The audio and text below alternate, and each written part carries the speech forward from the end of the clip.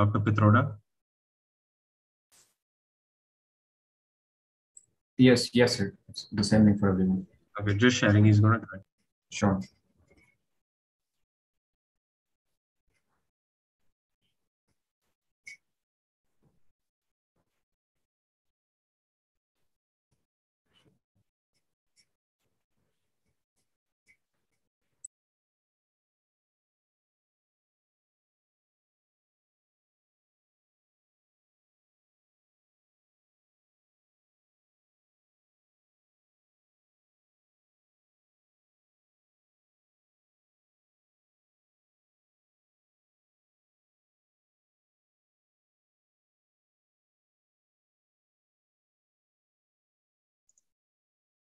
Good evening, sir. How are you? Welcome, sir.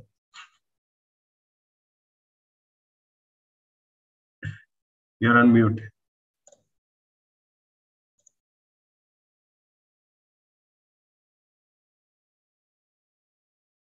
The system is set to mute. Can you unmute, please?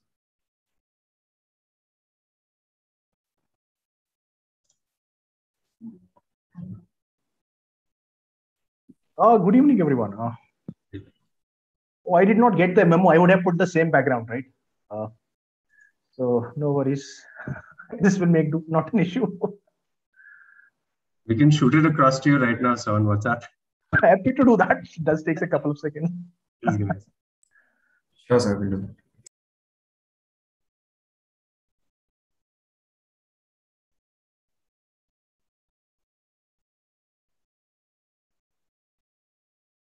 Oh, got it. Thanks.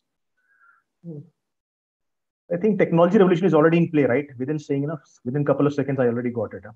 That's great. I think Dr. Pitroda is just joining him. We sent him the link. Sure.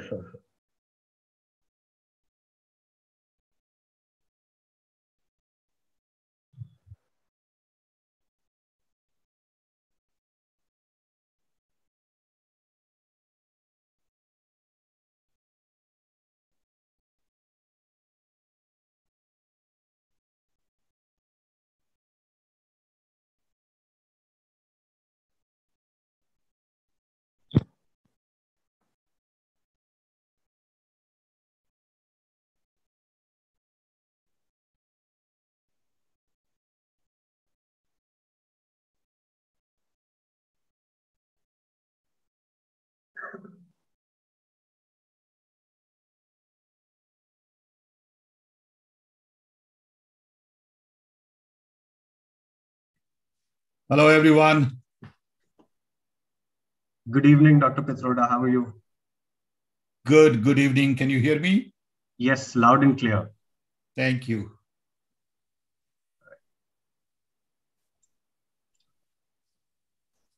Yeah. Shall we start, Dr. Pitroda? It's up to you. All right. Thank you.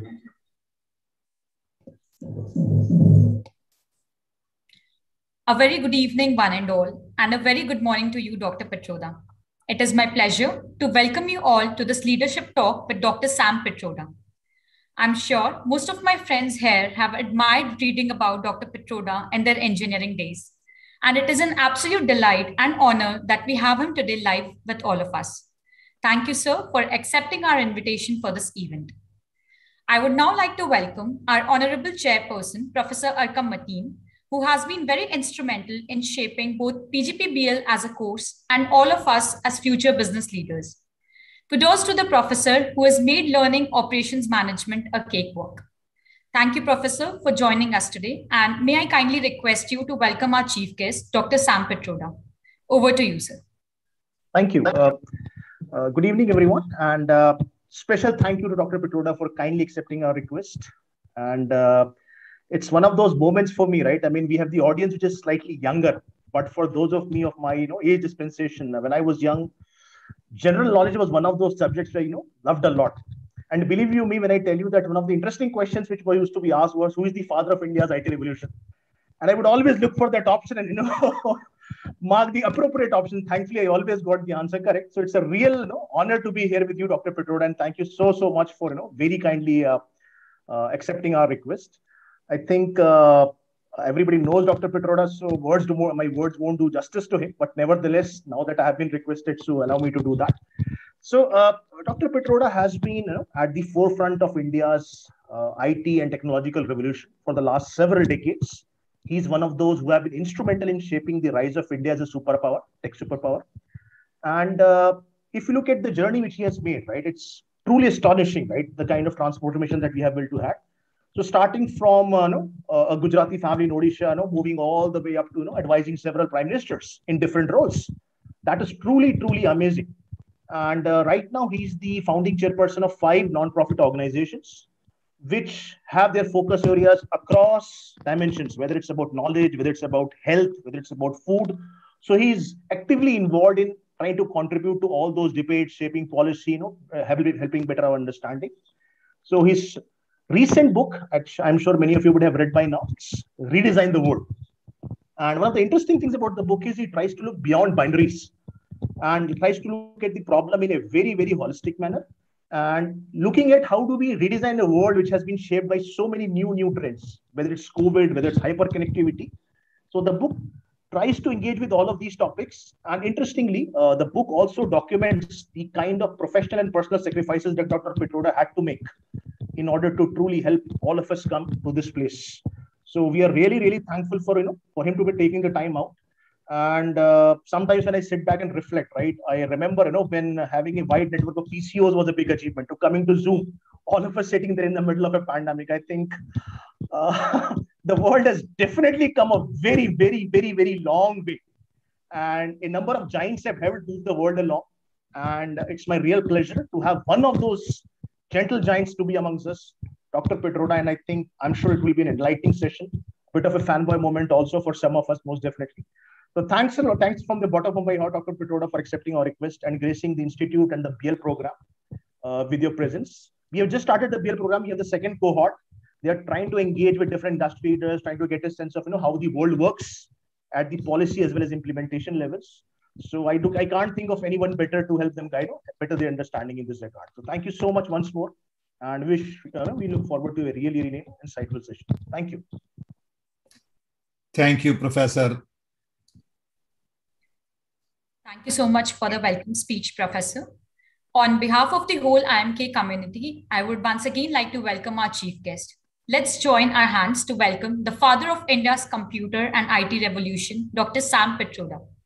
I don't know if few words would do justice to define a genius who has spent more than 50 years in molding and revolutionizing the information and communication technology sector, both nationally and internationally. An inventor, an entrepreneur, a development thinker, and a policymaker, Dr. Pitroda has done it all. Credited with having laid the foundation for India's telecommunications and technology revolution of the 1980s, Dr. Pitroda has been a leading campaigner to help bridge the global digital divide. As an advisor to Prime Minister Rajiv Gandhi, Dr. Pitroda led 6 technology missions related to telecommunications, water, literacy, immunization, dairy production, and oilseeds. He was also the founder and first chairman of India's Telecom Commission and always focused on access to technology as the way to social change. But his aspirations never stopped in taking this technology revolution a notch higher every time.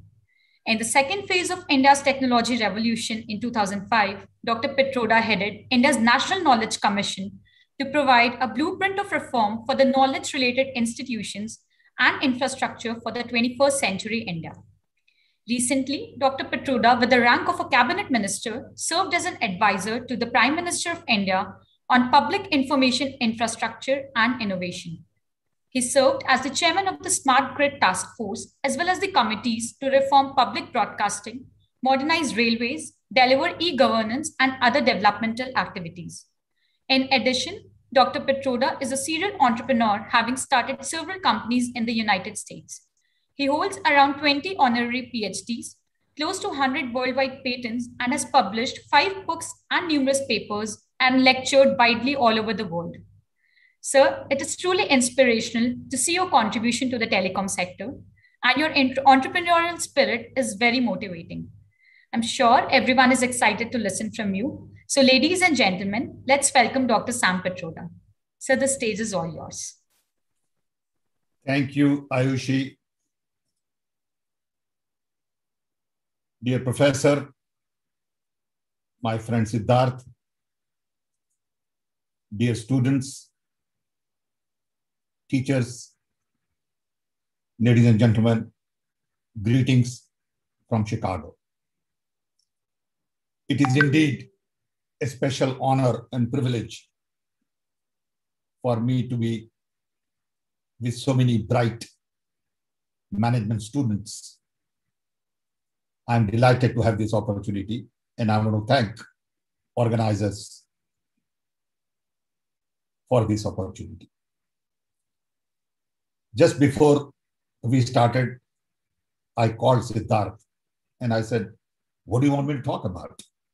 Because I go from meetings to meetings to meetings, and sometimes it is like being a robot. You don't know what is the topic. You don't know what is the audience. And every once in a while, you goof it up and you wind up saying wrong things to the right people. So he clarified and he said, look, it is about your book, and maybe you want to talk a little bit about your journey. So thank you for putting me on track. Sometimes I do 7 or 8 of these a day. It is humanly not possible for me to be right, to be wise, and to be saying sensible things all the time. So bear with me. I want to first tell you a little bit about my own journey. And the reason for that is to let all of you, especially students, know that if I can do it, you can do it much better. The tools I had were very different from the tools you have. I was born and raised in a small little tribal village in Orissa. No electricity, no water, no phone, no radio, no television, no pharmacy, no doctor. Almost no schools. My father had 4th grade education. He came from Gujarat to find work in Orissa, of all the places, in 1930s. We were 8 in the family, 5 sisters and 3 brothers. And we lived in an environment where right across our street was a Muslim family. Next to it was Jain, Marwari. Next to it was Sardarji, and the back was Oriya tribal family. We all sort of grew up together, lived together in peace and harmony, respected each other, and we all went off in different directions. Since there are no good schools in the village, my parents decided to send my older brother and I, when I was about 10 years old, to a boarding school in Gujarat, where I got my grounding in Gandhian values. At home, Gandhi was our role model. Being Gujarati, my parents had special emotional connection with Gandhi. So in school, some fundamental values were emphasized by our Gandhian teachers. And that became a platform to operate in life, including in science, business, family, community. Everywhere that Gandhian platform became the foundation on which to build on. In early days in school, in the 5th grade and 6th grade, our Gandhian teachers emphasized truth and absolute truth, trust in fellow student, love freedom, justice, inclusion, because in the boarding there were all kinds of people from all caste, all color, they look all different. These simple things, along with collaboration, cooperation, that became or did become a way of life. Remain in the boarding school where there was discipline, get up at 5 in the morning, exercise, eat a little bit of your breakfast, do this, prayers, all that was part of a discipline. Make your own bed, wash your own dishes, wash your own clothes. For a 10-year-old boy, that was quite challenging. Our parents were about 1,000 miles away from where we were, so you couldn't go home except during Diwali holiday and summer holidays. There was no communication except a postcard. So it was quite an interesting experience, which empowered us to take responsibility at very early stage in life. We realized that we are responsible for what we do. Our parents have put too much trust in us and we can't let them down. So we worked hard. So discipline, respect for other human beings, morals, ethics, all became very much part of way of life. After 5 years, we moved on to Baroda, which was a bigger city. Then went to college there. I had interest in physics, so got a BSc in physics, master's in physics. In the process, one fine day, I read in the newspaper that President Kennedy has decided to send man onto the moon. And that sounded romantic, exciting. And I said, this is the thing to do. Let's go to America. I had no money. We were poor. So I borrowed some money and took a boat from Mumbai to Karachi to Aden to Egypt. Went through Suez Canal, took a bus to see Cairo and pyramids, connected at the other end of the canal. From there went to Naples to see Pompeii, then to Genoa in Italy, where our boat journey ended. From there took a train to London. From London took a plane to New York, and from New York took a bus to Chicago. This was about 57 years ago. And coming to America was unthinkable. I had no idea of what Chicago meant because there was no internet to learn and there was difficult to get catalogs and information in those days because to learn anything, you had to go to US Information Service. You know, I wanted to know about courses to be taken. I had to take a train to go to Mumbai, wait in line, get a catalog for 5 minutes, jot it down, and then take a train back. Those were the days. I had never used telephone in my life before coming to America. I was too poor to have a telephone. And somebody who had a telephone, he was too rich to be my friend. So there was no need to call anybody. I had never seen a television, but I knew how to design one because I had a master's in electronics. So everything in America was an adventure. Learning about everything new became a challenge. I came here to get a PhD in physics and then found out it takes 7 years to get a PhD in those days.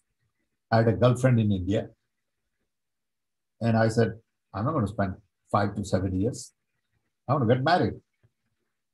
So my professor said, go get a degree in electrical engineering. You might take less than a year. I said, that's what I want to do. So I changed my subject, got a master's in electrical engineering, got a job, earned enough money to buy a ticket for my girlfriend. She came here and we got married here. in 1966 and started my life. By accident, I got to work on digital communication in 1965. Sheer accident, no planning, no strategy, no thinking, nothing. It just, life is full of accidents for me. And got a lot of patents. Worked there for about 8 years and then finally decided to set up my own business in 1974 to manufacture digital switching systems along with 2 Americans. I owned a small little piece of the company, built that and sold it to Rockwell International in 1979, made a little bit of money, became head of Rockwell for Cedar Rapids, Chicago, and Dallas, a corporate jet, 2,000 people working for me. And it was a pretty successful life in those days. For a guy from tribal village in Orissa, that was pretty satisfying. So I decided to come to India to take my parents to see Taj Mahal. I also wanted to show off to my parents that their son has done okay and they should be proud of him. And then when they came to Delhi, I decided to call my wife so they could talk to her and could make a phone call. Tried again and again and could not make a phone call to Chicago. This was 79, early 80. Little bit of arrogance and a lot of ignorance said, I'm going to fix this. I'm going to fix India's telephones. I realized that if I had known everything I know today about India, Indian bureaucracy, I would have never tried it. So the lesson I learned is that the ignorance is a great asset. Don't underestimate the power of ignorance, because then you can take risk. If you know too much at times, you back off, you analyze, you procrastinate, you find multiple strategies and you don't know which strategy to take and you don't plunge in. In life, at times, you have to plunge in. You cannot make decisions based on all the facts because all the facts are never available. Whatever is available today is the reality and move on. If you wait for all the right data to come in, you'll never make a decision. Once you make a decision, you got to stick to it, proceed with positive attitude, and find solutions. And can't go back and say, oh, I wish I had done it this way. I shouldn't have done it that way. I always look forward and not backward. I derive strength from history, but I don't talk about history. I never relate to Ram and this and that, and I have no interest in it. Okay. I want to look forward. Okay. Don't give me all this nonsense about what happened in, Indian our heritage and all that. Fine. Believe it, but I don't want to hear about it. I have eyes in front and not in the back. I want to look forward. So then by accident, I got to meet Mrs. Indira Gandhi, gave her a presentation in 1980, and the message was, IT and telecom will change the face of India. She agreed and let me set up Center for Development of Telematics, part of a Government of India enterprise. Then when she died, Rajiv Gandhi became Prime Minister. We were just about the same age. So we clicked. And I decided to come back to India, lock, stock, and barrel with my family, change my nationality back to India, and work with him on telecom, IT, technology missions, literacy, immunization, water, cooking oil, milk production, and telecom. Those were the early days of computers and IT. So people used to ridicule us, saying, what do these people know about India? They should be worrying about agriculture and food and not about computers and toys. We wanted to computerize railway reservation, and we had huge resistance from unions and everybody saying this will destroy job market in India. Remember, this was 1980-85. Many of you were not even born then. Most of my work in India was done by 89.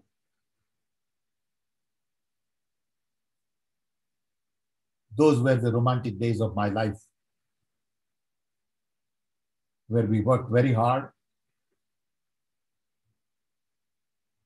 We had a dream of taking India into 21st century with dignity, respect, global recognition, and new tools and technology. So we used technology to bring about generational change. We eradicated polio because we planted seed for vaccine production. Then we had 2 million telephones. Now India has 1.2 billion telephones. Then we had zero software export. India today has 150 to 200 billion dollar worth of export in software services every year, year after year. India has been completely transformed in many ways. But people have very short memories. They don't remember these things. Still people say, oh, nothing got done in 70 years. They are naive, they are ignorant, they are liars. Lot got done. And it got done because of young people like you who helped us in implementing CDOT, telecom reforms, IT revolution, building supercomputers. All of that was possible because of Indian talent, indigenous development, local production, Indian model of development, and political will from then Prime Minister Rajiv Gandhi. In a sense, Rajiv Gandhi gave meaning to my own life. I was just an engineer. And he gave me a direction that you can help build a nation. Unfortunately, Rajiv Gandhi got killed. I ran out of money because I never took salary in India. And I had 2 kids ready to go to college. So I had to come back to US after his death.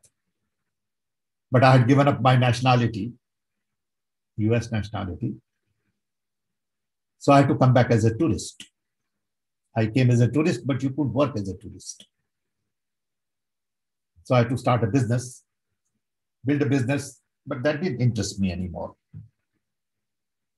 You were almost running a country, and to run a small business was not interesting. Because I had made a decision when I decided to come back to India that I want to devote my life not to build a business, but to build a nation. And building a nation is very different from building a business. But I needed to build a business to survive. I had to pay for tuition for my children. I had to put food on table. And all the money I had made in selling the company looked like a lot of money at one time, but after 10 years, it wasn't enough. So I had to restart my life again in America. Did that, and when Manmohan Singh became Prime Minister, decided to come back again, knowing that telecom and IT is on autopilot. Next big challenge is knowledge. So went to Manmohan Singh, explained to him what I wanted to do. He immediately agreed and set up a commission on knowledge. Then focused on innovation and digital India.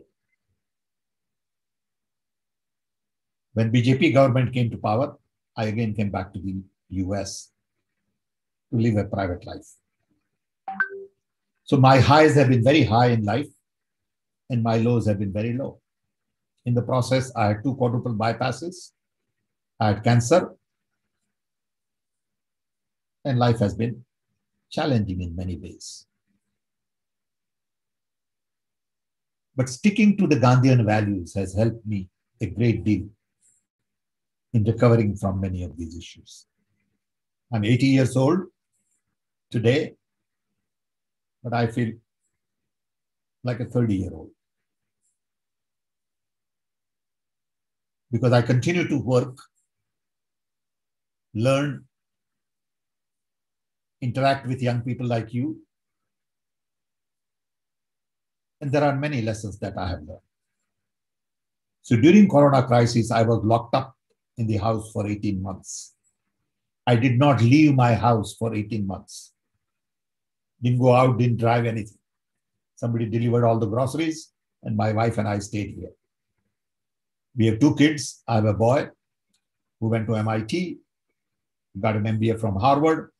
He's in Silicon Valley, married to an endocrinologist, doctor, and he lives in California with 2 kids. We have a daughter who went to Michigan, then went to London Business School, got an MBA, and makes movies in Hollywood. And she lives in California as well. So my wife and I decided to stay home. And during that time, I started thinking about my own journey again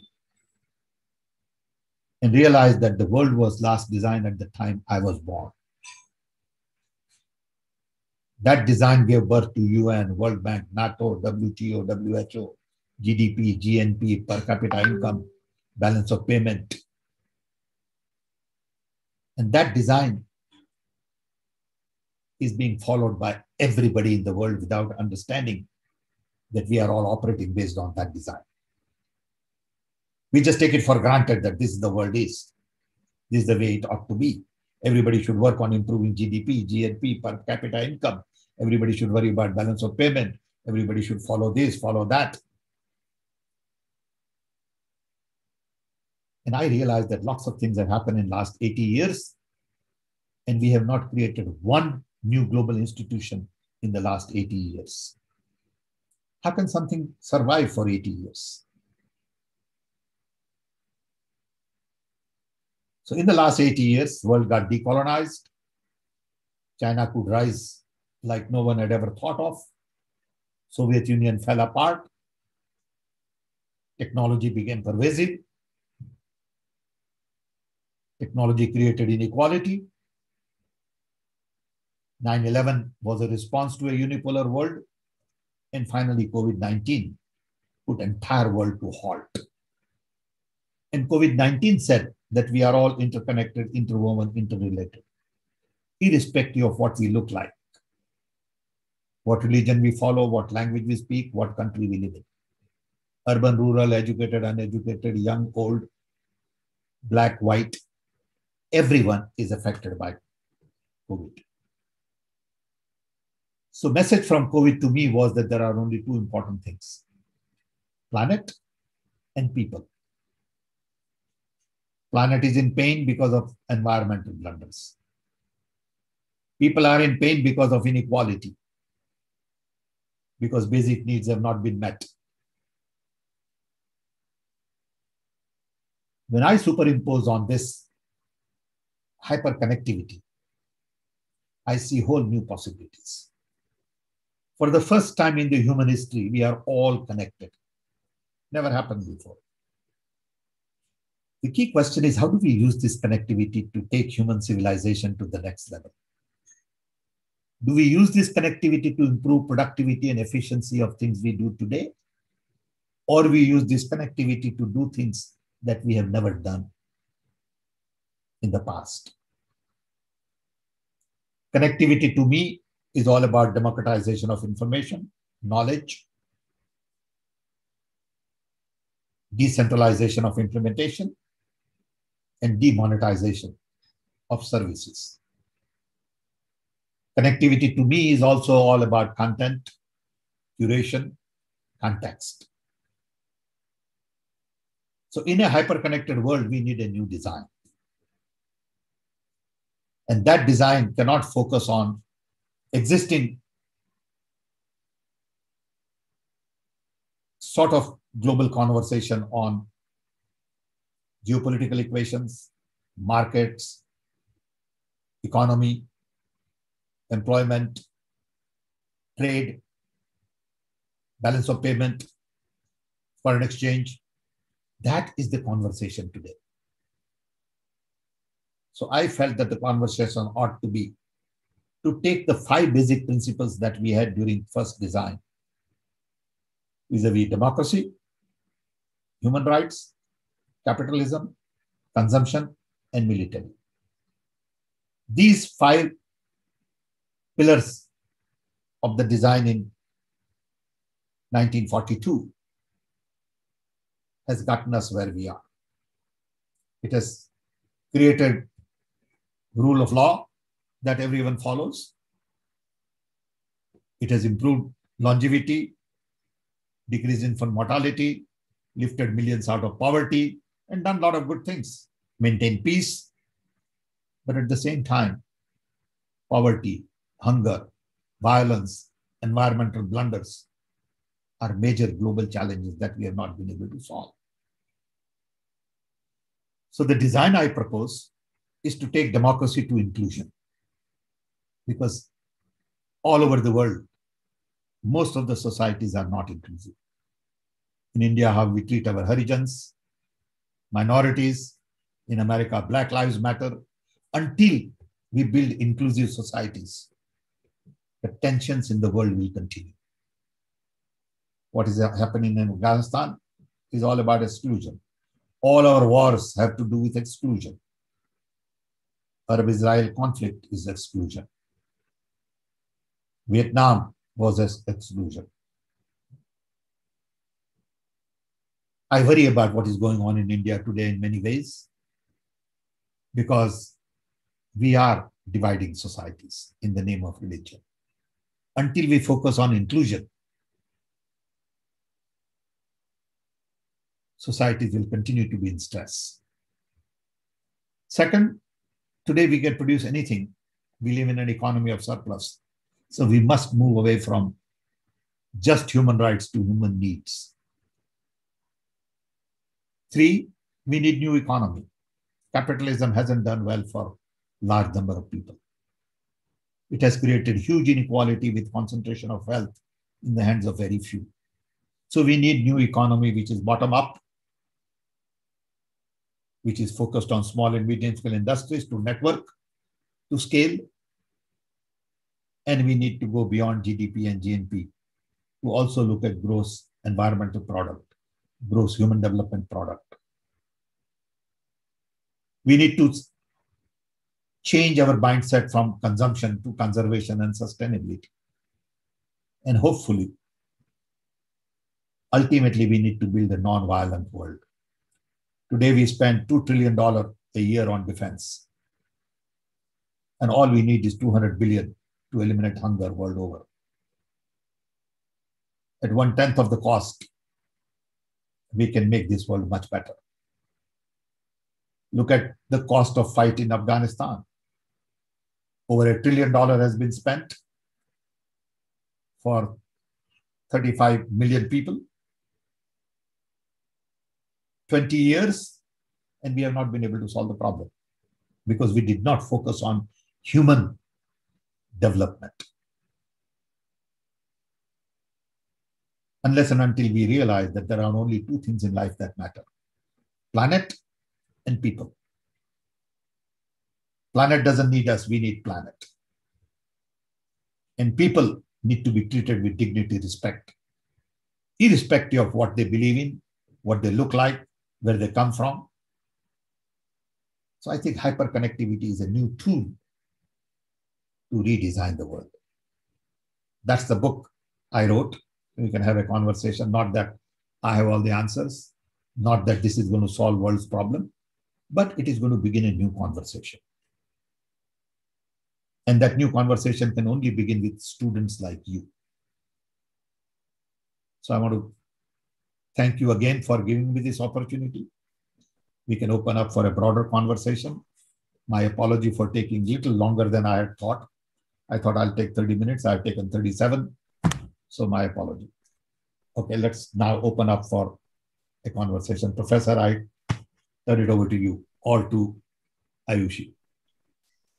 Thank you, sir, for sharing your journey with all of us. And your vision about redesign the world is really inspiring. And I believe that the human development part of it that you talked about, it actually calls for young leaders like us to rethink our vision for this country and eventually the world. So, as you've already given us permission for a few questions, we have a lot of questions from the cohort, and we'll start with Dheer, who has a question for you. So, Dheer, you may ask your question, please.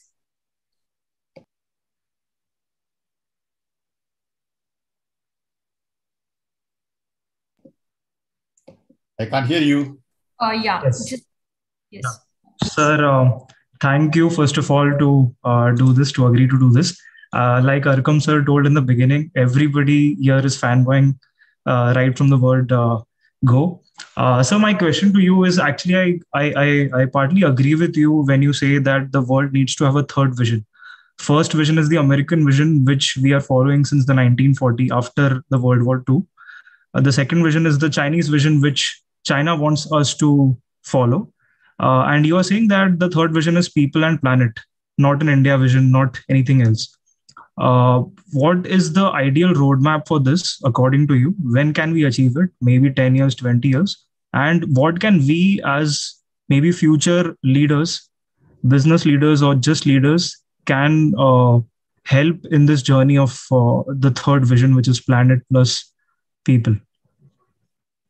First of all, I have no idea of when it will get done. I'm probably not even qualified. But that doesn't stop me from planting seeds. I'm planting a seed. It is up to you, your generation, to make sure that the seeds become tree and tree give you fruits. For that to happen, you must believe in something. And if you don't believe in it, this can never happen. So when I talk to young people in India, I worry a lot. Because I think their value systems are screwed up. Partly from parents, partly from political bosses, partly from religious roots. And they have forgotten that they are citizens of the world. They cannot be parochial, that I'm from Kerala, I'm a boy, I'm a girl, I'm a carpenter's son, I'm Brahmin, I'm Muslim, I'm Christian. You got to rise above all that. And you have to say, I'm a human being and I'm a global citizen. Whatever I do will have impact on the world. For that, you have to believe in truth, trust, love. You got to love everybody, including your animal and your enemy. You can't be jealous, vindictive. And when I see what is going on in India today about lies, cheat, I worry about India. So you have to say, I stand for democracy. I stand for freedom. I stand for justice. I stand for truth. I will not tolerate lies. If you don't believe in these things, we have nothing to talk. You know, I mean, somebody says, look, you know, we have a discussion. I said, I cannot have discussion with you, my friend, because you lie. So fine, I respect you, but I cannot have conversation with you. Because what you say is very different from what you mean. And what you mean is not something you say. So how can I have a conversation? So young people first will have to decide on the value, saying, what do I stand for? And then promote that idea in your family, in your neighborhood, in your community, in your work. Then you will become a change agent. You are the change agent that will bring about change, not me. I'm done. I'm 80. You know, I don't have the kind of energy you have. I wish today I was your age. But we all have a journey, and my journey is going to end pretty soon, which is perfectly normal. I have no regret. Not that I did everything right. I have no interest, you know, in sort of evaluating. Whatever happened, happened. I had a great time. I had a wonderful family. I have a girlfriend I've been, you know, married to for so many years, and I have wonderful children, great friends. So no complaints. But I want young people. And you all look very smart. I mean, look, I can see the faces and I see the energy. But I worry that you get sucked into all this Indian political drama, useless debate, petty differences. You look at television debates in India. I feel sorry for them. I think, who are these people? What are they arguing? And people get excited. Students in India can bring about generational change, but they are not doing it. They are sitting in the back. And then you have this union, BJP union, Congress union, this union. I mean, come on. You don't need all that crap. You need fundamental values. When somebody lies, you need to be able to, I wouldn't say fight with them, but bring to their notice. Look at what goes on in social media. I mean, how are we using social media? Our young people are using social media for something I don't agree with. Our job is to promote education, health, wellness, understanding, knowledge. There are three fundamental challenges in India today, according to me. One, institution building. All our institutions have been captured. Poor vice chancellor has very little freedom because somebody sitting in Delhi decides what he should be doing. Vice chancellor should be given complete autonomy to run the university. Don't have it. I know it. Our judiciary is not independent. Our income tax office is politicized. So every one of our institutions have been captured. Two, our civil society is not at the table to make all the decisions and policies. It's only between business and government. Civil society is very active in India, and we need to really strengthen that and give them space. And third, we have lost scientific mindset. When we promote cow urine as the recipe for good health, you got a problem. Okay. And people believe it, and people love it. I don't get it. Based on what data? Okay. So I think this is where the young people have to speak up, saying, hey, we need scientific thinking. You're trained to think logically, rationally, objectively, systematically. You can argue without getting mad. You can debate, discuss. And that's not what goes on in the country. And you let it happen. Okay. So, sorry about this big lecture. No way. Thank you, sir. Thanks for such an honest answer, sir. The next question is from Shruti. Shruti, you may ask your question, please. Good evening, sir. It's definitely a big moment for me because back when in engineering, when we were studying about you and reminding our friends that have you read Dr. Sam Pitroda's chapter properly, because it's the most important chapter for the examinations. In my wildest dreams, I have never thought that I would be honored to be in a session with you and would be directly interacting with you like this. Thank you so much for the session, sir. So I have one question. So what was the biggest challenge that you faced when you were working on the policies to connect India with respect to telecommunications? Thank you, Shruti. Thank you for your comments. I'm just an ordinary man. I just get up in the morning, do my work, sweep my floor, cook my meal, help my wife. I'm a pretty ordinary guy. So don't let this image, be the guiding force. My biggest problem was mindset of the people. Everybody said it can't be done. They say, you're crazy. You want to change India's telecom? Are you crazy?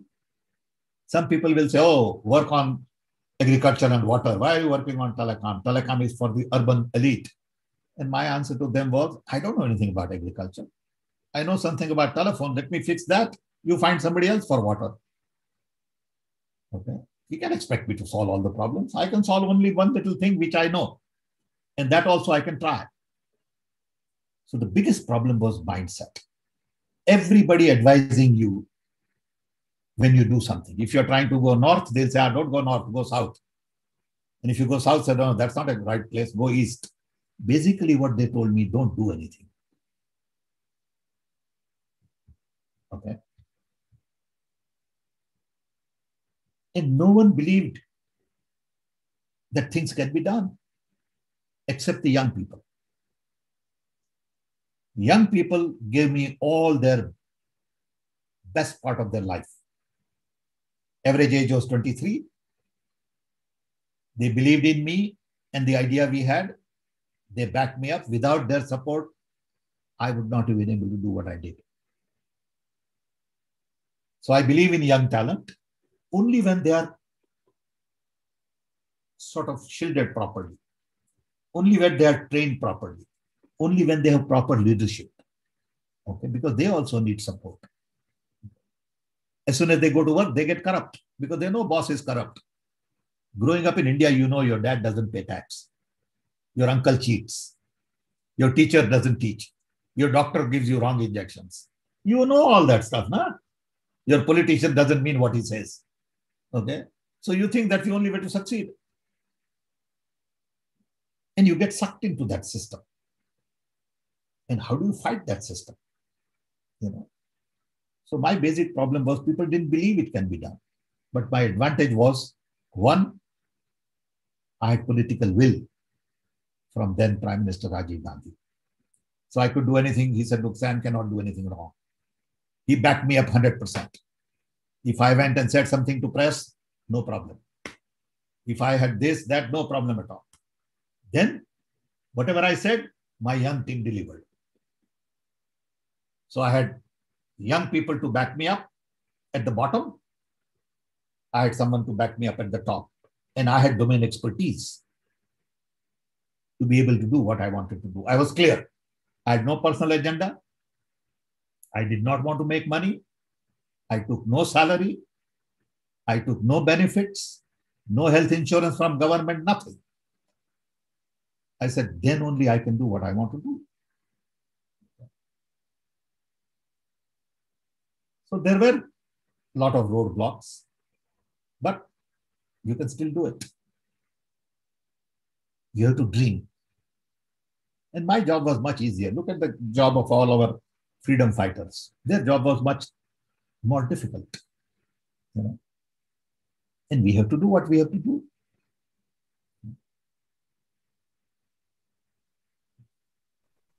Thank you, sir. Thank you, sir, for taking the question. The next question is from Shama. Thank you, Ayushi. And good morning, sir. It's an absolute honor to be talking to you right now. I think some time ago when we got to know we'll be speaking to you, the first call I dialed was my father telling him that, okay, hear this. We're going to be talking to Dr. Sam Pitroda. And I think that made this MBA worth it in that one moment for having this amazing opportunity. So, sir, like while talking to him, I did not prepare a question, and I think I resonate Shruti's emotions right now. And we had exactly similar question, that what kind of implementing a telecom infrastructure in a country like India where there was no resources and means. How did you do it? What kind of obstacles did you face, and how did you overcome it? And I think you just answered it. So maybe this is just me talking to you, but yeah, if you want to add into anything. And my actual wonder was, how did you do it politically? Like, how do you move papers? How do you make sure that it goes through? And you did it in few years. This kind of thing takes years. And yeah, you did it in like literally in 1 decade. So thank you. You're very generous. But I would recommend, if you have time and energy, to read a book called Dreaming Big. Have you seen it? No, I don't think so. Okay. Go to Google. It was published. It's called Dreaming Big. I wrote that. That's my biography, autobiography. I'll tell you why I wrote it. Because I have a granddaughter who is now 10-year-old, Arya. And when Arya was born, I held her in my hand. And I said, this girl could have been born in a tribal village in Orissa. She just happens to be lucky to be born in San Francisco.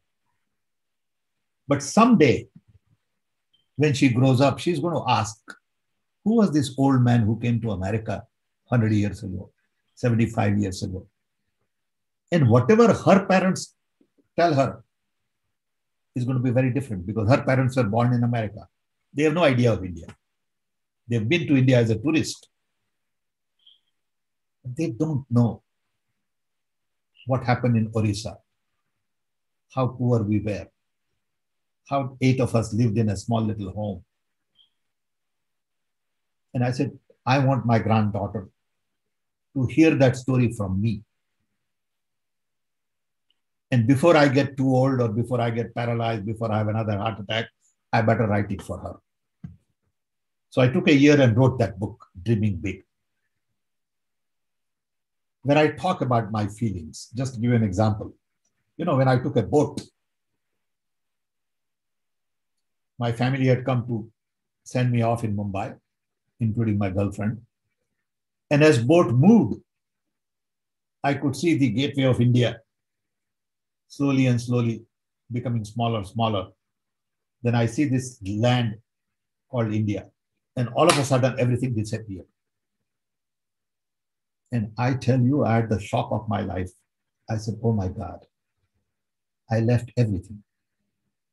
It's all gone, because you couldn't call on those days. There were no telephones.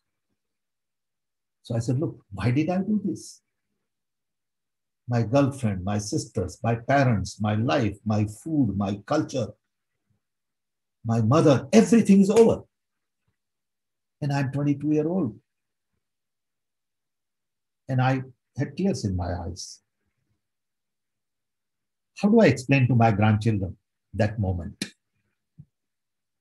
Because her father and mother won't even understand what that moment was. That idea of connectivity was very special to me. That wouldn't it be nice to be able to connect with them? Today, you assume everybody's on Zoom. In fact, my granddaughter asked me a few months ago, saying, Dada, when did you get your first cell phone? Because she's 10 and she's looking for a cell phone. So I said, when I was 55. She said, oh my God, what? She had no idea that there was no cell phone before. Then she said, but when did you get cell phone to my dad? Okay. I said, when he was, 25. Because she has no idea that there was a world before cell phone. There was a world before Zoom. My grandson, who is 5-year-old, talks to me 3 times a day on Zoom. He has to speak to me before going to school, give me a report. As soon as he comes back from school, he has to talk to me. And then before going to sleep, he has to talk to me. It's a different world. So read that book, Dreaming Big. It'll be an interesting human story, but also a story of India. It is not just my story.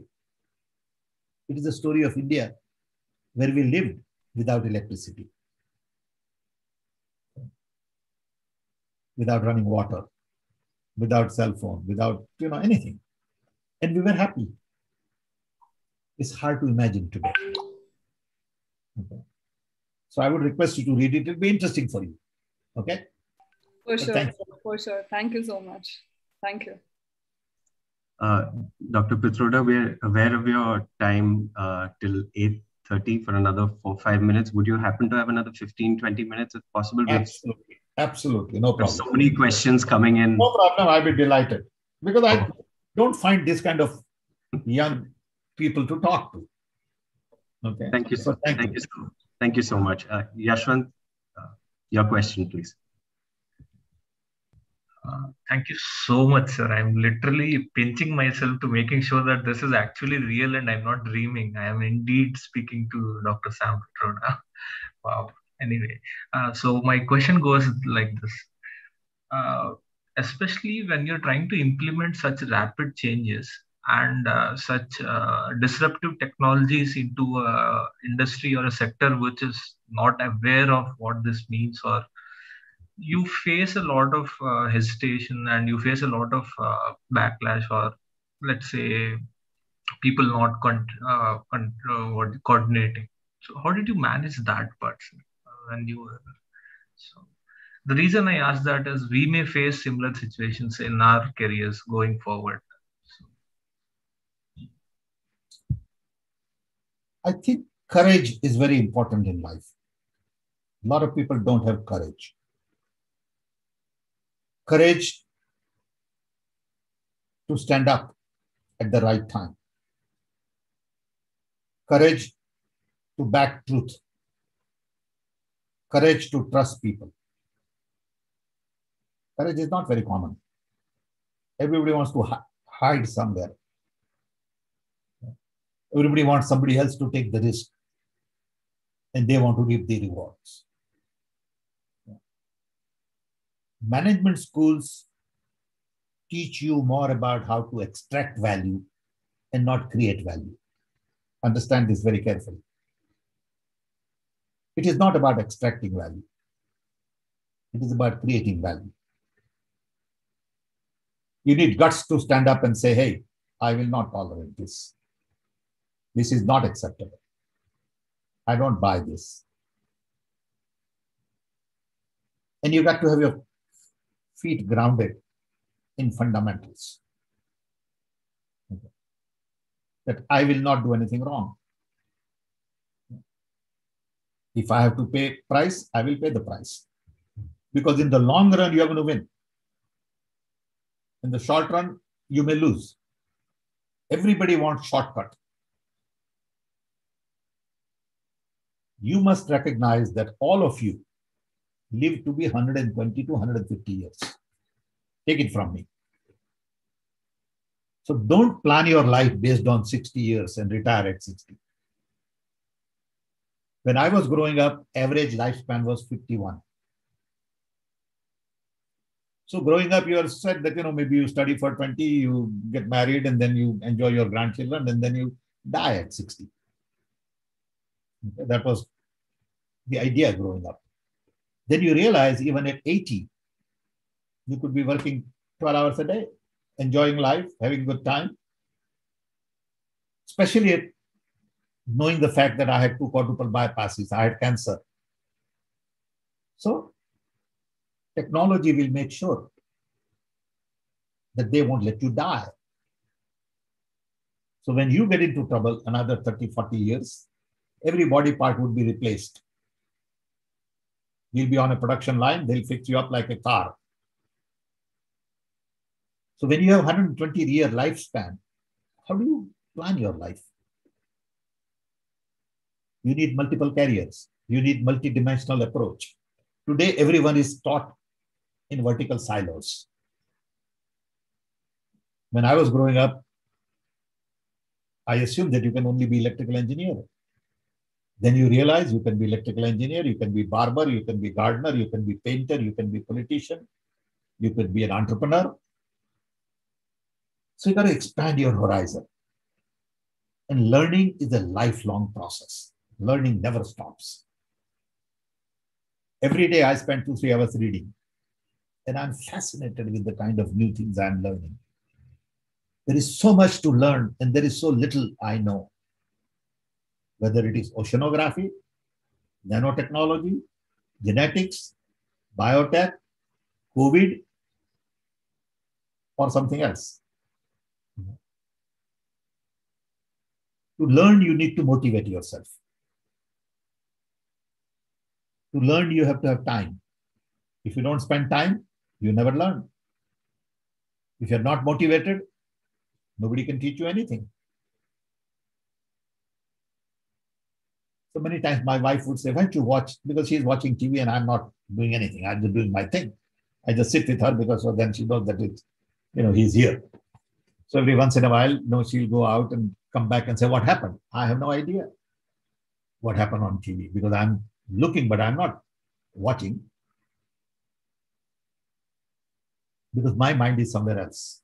I've just read an article in Economist, Wall Street Journal, or some great, interesting, piece of literature. So learning is very important. So it all depends on how you plan your life. See, I tell students that to me, discipline, analysis, creativity, ethics, respect for other human beings, all of these things are so very important. Analytics, let me give you an example of analytics. Every time you look at number graph chart, you immediately have to analyze. So when I was in the business in America in early days, all my accountants were scared of me. Why? Because I was taught in India mathematics in my mind and not on calculator. So I could multiply 34 by 7 just in my mind because that's what I was taught. So these American accountants would present a data and I would say, oh, it is 3.5% of that. And they would say, how did you get 3.5%? So they'll take their calculator, calculate, and they'll say, 3.5%. So their fear was that don't play with numbers with Sam. That ability to analyze data is a very important part of your management learning. Things are going up, things are going down, things don't look right, it is up, down. All this stuff is very critical. And sometimes we don't realize that ability to analyze just by looking at something is so very critical in life. That this trend is not right. Look at the graph. So these are some of the practical lessons you learn in your life. Thank you, sir. Thank you, Yashwant. Rakesh, you may ask your question now. I will be now brief in answering. Sure. Go ahead. I feel privileged to ask you this. And this is a question from my father, who is a great fan of you and Sri Rajiv Gandhi. Thanks. So out of the many beautiful years of your association with Sri Rajiv Gandhi, can you please narrate us one beautiful moment or anecdote that you cherish? Oh, there are so many. I've written a lot about these things, but I'll give you one interesting example. When Gorbachev was visiting India as a president of Soviet Union, I wanted to meet him.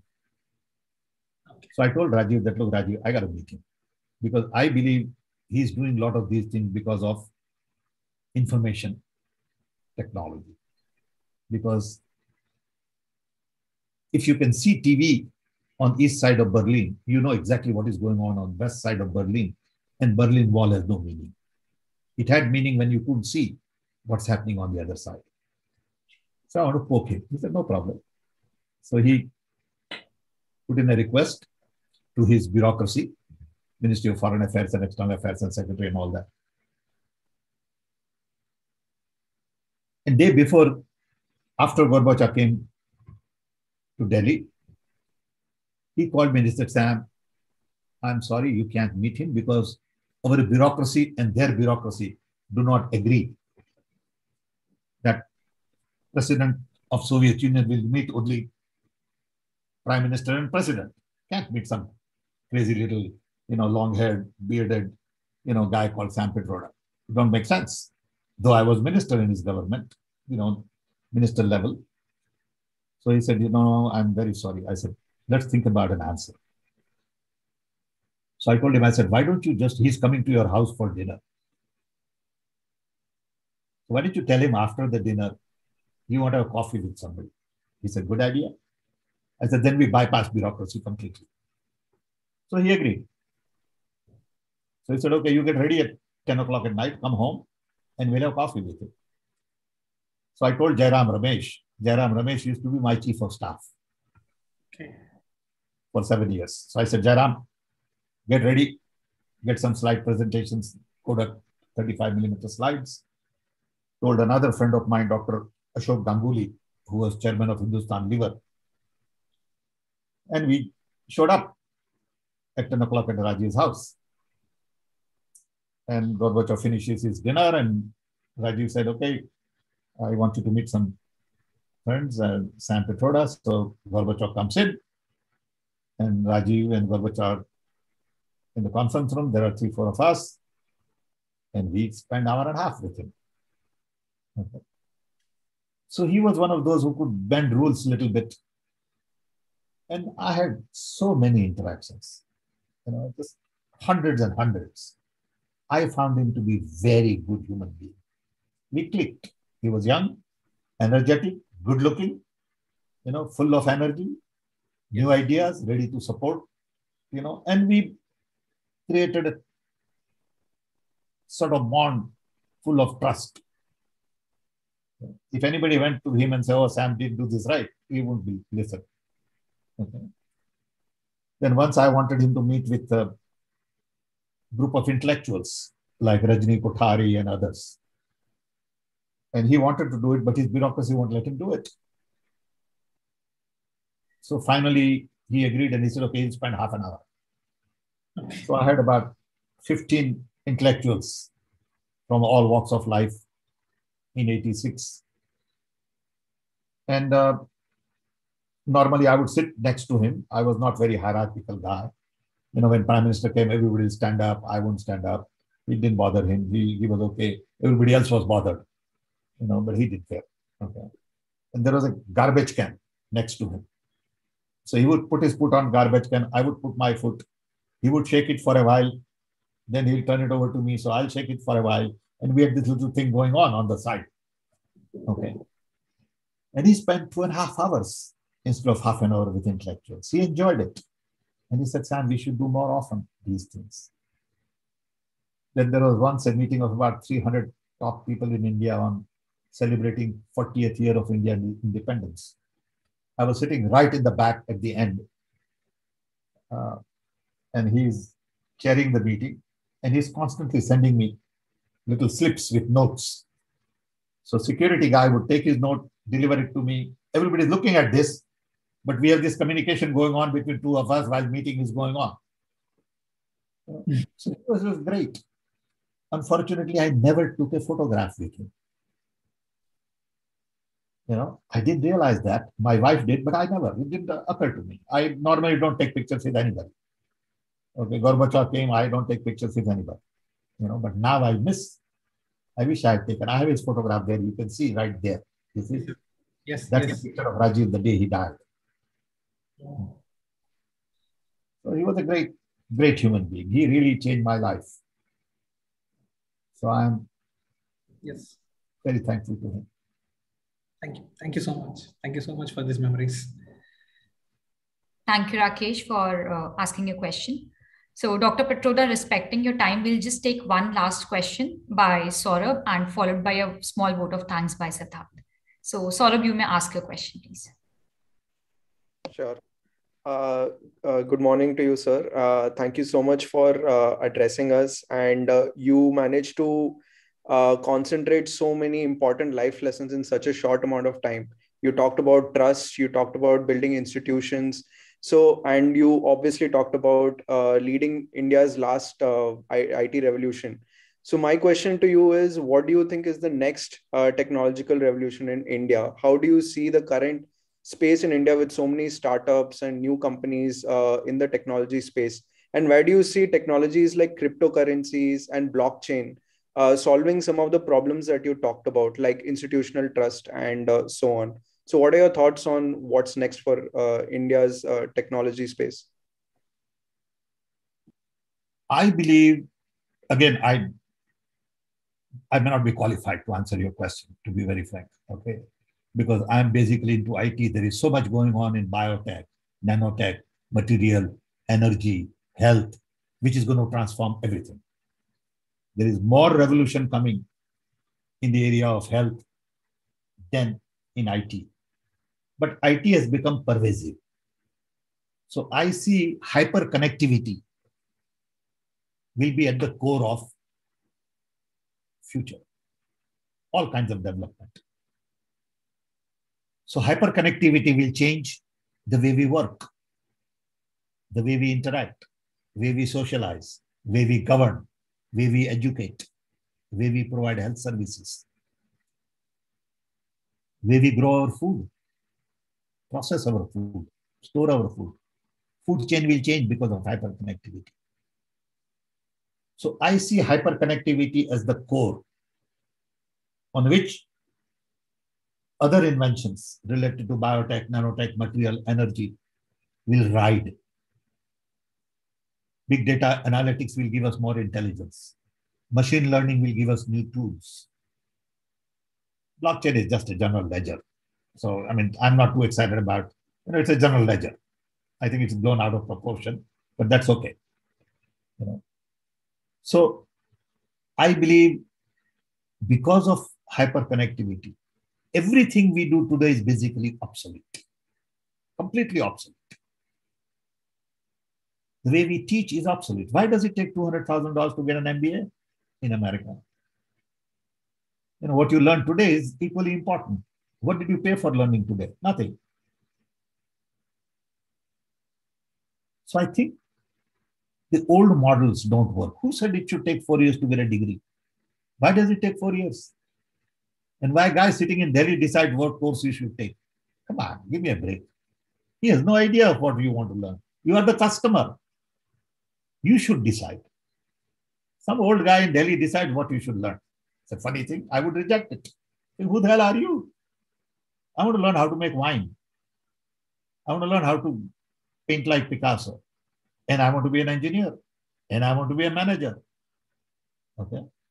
So I want to learn what I want to learn. Don't tell me what I should learn. Don't put me in a vertical silo. So let me give you one last example to really tell you how the world is going to change. When the self-driven car becomes a reality, which is another 5 years, maybe 10 years. Let's see what happens. When self-driven car becomes a reality, I would not like to own a car because I'll be able to order a car whenever I want, wherever I want, whatever type of car I want to take me wherever I want to go. So why should I own a car? So I won't need driver's license. I won't need insurance. I won't need garage. And millions of square feet of office space, the garage space in heart of town will be empty because you don't need to park a car.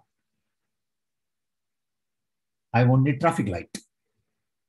Look at all the traffic lights all over in the world. You don't need traffic lights. You won't need signboards on the road because on the panel, it will say, as you drive, it will say whatever ad it is on the panel. Look at the amount of money we spend on signboards. You go to Bombay Airport, you see all this big hoarding for what? Okay, it's all bogus. So everything we do today is obsolete. Now let's take another step. Today we produce 50 million cars a year. 90% of the time car is parked. So if I was to produce car for tomorrow, I'll produce 5 million cars for the world and not 50 million. Because these cars are automatic and they drive all over. They'll go to some repair center once in a while and they'll just plug something in, it will be repaired and then it's ready to go. And car will have place to sleep. So if you're doing an evening journey, it's like a hotel. Okay. It'll be like an office, desk and everything would be there. And while you're going to work, you'll be working. Okay. If you make 5 million cars a year, it means you don't need that much steel. You don't need that much tires, rubber. You don't need that much material. Okay. And you won't have that many jobs.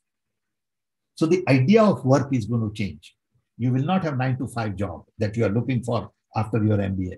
There won't be such thing. Full-time job, company, loyalty, insurance, pension, it's all gone. It's over. Okay. So job will have a different meaning. And you'll have multiple jobs. You'll have assignments. Okay. But you'll have more free time to explore your life.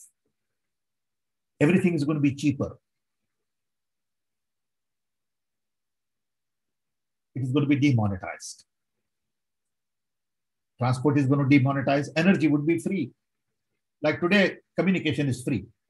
This did not cost us anything. Okay. So tomorrow energy would be free. You'll have a little battery in the backyard and it will power your entire house all your life with some chemical reaction. Okay. Food would be so cheap because you'll be able to grow 20 times food on the same 1 acre land. So you will be really free to explore life. Today, most of us spend 9 to 5 for 40 years making living. So you can put food on the table, go take a little vacation, have maybe 1 car, 2 car, and your whole life is gone. What do? You're working to survive. That will change in the future.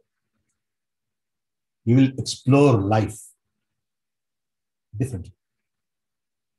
So I think future is absolutely fascinating. It depends on how we want to build it. And you guys are very important. You have to be the change agents. If you don't demand change, you will not get change. You need courage to demand change. Yeah. Thank you. Thank you so much, sir. Thank you. Sorry, some of my answers are too long. But I know that. We're absolutely enjoying them, Dr. Pitroda. But just we're very aware of your time. No problem. Don't worry, relax. I'm okay. Today is Saturday, so I have next appointment. I have to go get the COVID test again because I just came back from London. I went to London for 2 days. And I just came back yesterday. So my doctor says, hey, why don't you get another COVID test? And then tomorrow I'm going to take a booster. All right. So, I have some great doctor friends here, Indians, just unbelievable people. They are my close friends. And they watch me very carefully.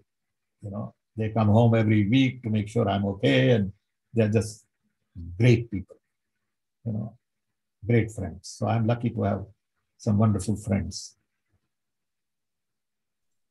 So they decide when I take test, they decide when I take injection, they get an appointment done, and they call me and say, okay, you have an appointment tomorrow at 12:30, go get your injection. That's the friendship. So I'm blessed. Thank you. So this thank you note is inspired from a conversation with one of my friends and batchmates who said that this Zoom conversation with you, Dr. Pitroda, is only possible because of the foundation laid by you. And I'm sure the entire audience echoes the same. For many of us here, as we said earlier, you were a part of our school and college textbook, a construct of our imagination. But today, we are fortunate enough to have shared a few moments with you, Dr. Pitroda. You're a titan, global patriot, a living legend, and your humility goes beyond what we thought we imagined you as. Many of our grandparents and parents are fortunate to have witnessed the transformative change brought about by you. From the days of waiting hours to say hello on a lightning call to the ephemeral pings on our smart devices that have become fundamental to our being today. Fraternities like IIM Kozhikode are able to march on amidst today's pandemic-ridden India only by reaping the benefits of the cornerstones laid by you. Once again, this Zoom call and our WhatsApp conversations are small testaments to it. Redesign the World calls for action with purpose, empathy, and inclusivity. We, the future business leaders, will cherish this interaction with you as we charge into the world to make our mark, a world better than one that we inherited. We thank you for your wisdom, inspiration, and time. I would like to extend my gratitude to Mr. Rakesh Patel and your office for being a pillar of support over the last few weeks.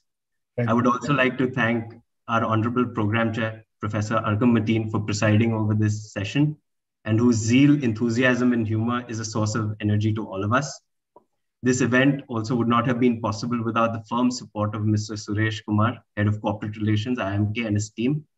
Lastly, I would like to thank the IIMK fraternity, the chairperson's faculty, and my batchmates for making this session an unforgettable experience. Good morning, good night, and Godspeed. Thank you so much for your time. Thank you, everybody. Enjoy. I'm sorry I wasn't dressed properly, but I hope that's okay. Thank you so much, Dr. Pitroda. Thank you. Bye. Bye. Take care. Thank you, sir.